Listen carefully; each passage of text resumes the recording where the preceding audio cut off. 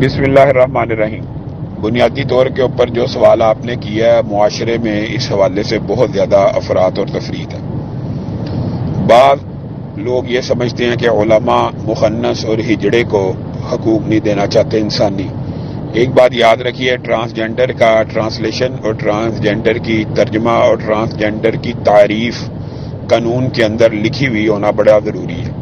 Transgender کو عمومی طور پہ عوام یہ سمجھتی ہے اس سے مراد مخنث ہے، ہجڑا ہے، خواجہ سرا ہے۔ ہم علماء کا تمام کے تمام طبقے اور تمام کے تمام مکاتب فکر ان کو ہر قسم کے انسانی حقوق دینے کے لیے تیار ہیں، اور ان کے علاج معالجے ہر قسم کی فیسیلیٹیٹ کرنے کے اوپر، بلکہ ہمارا دین اور شریعت ان کے علاج کو پرموٹ کرتا ہے۔ لیکن حقیقت یہ ہے کہ ٹرانسجنڈر کی جو ٹرانسلیشن اور ترجمہ اس سے مراد یہ ہے کہ جو مرد ہو اور اس کے اندر رات کو مرد سویا، صبح وہ اپنے آپ کو عورت فیل کر رہا ہے اور وہ اپنے آپ کو جا کے عورت لکھوانا چاہے، اس کو لکھوانے کی اجازت ہے۔ اگر ٹرانسجنڈر کی ٹرانسلیشن یہ ہے اور ترجمہ یہ ہے کہ ٹرانسجنڈر کے حقوق یہ ہیں کہ کوئی عورت فزیکل اور وہ مرد کی زندگی گزارنا چاہتی ہو مرد فزیکلی اور وہ عورت کی زندگی گزارنا چاہتا ہو، اور اس کو ٹرانسجنڈر کے تحت حقوق دیے جائیں، تو شریعت کے احکامات اس حوالے سے واضح ہیں۔ ہم دین کے طالب علم ہیں، شریعت کے طالب علم ہیں۔ ہم کسی کی عقل کو اور کسی کی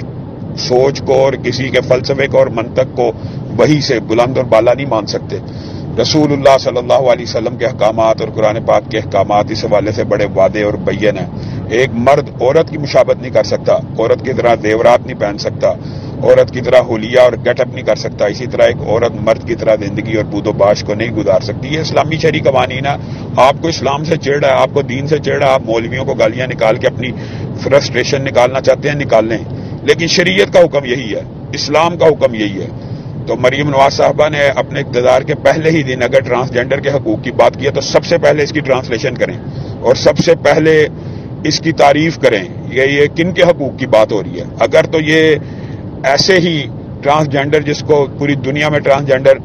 سمجھا جاتا ہے، ہمارے پاکستان میں یہ بڑا مسئلہ ہے کہ یہاں پر علماء کے خلاف اور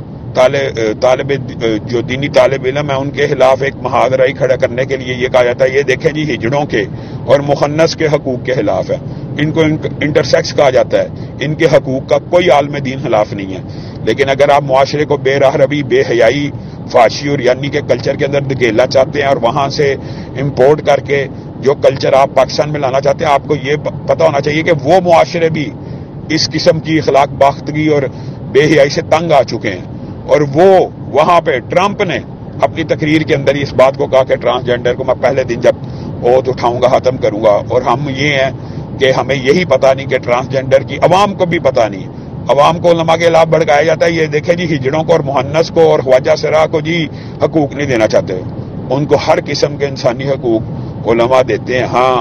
ہم شریعت کا مذاق اور اسلامی شاعر کا مذاق اور اسلامی تعلیمات کا مذاق کسی صورت برداشت نہیں کر سکتے کہ ایک مرد کو عورت فیل ہوتا ہے تو وہ عورت بن کے معاشرے کے اندر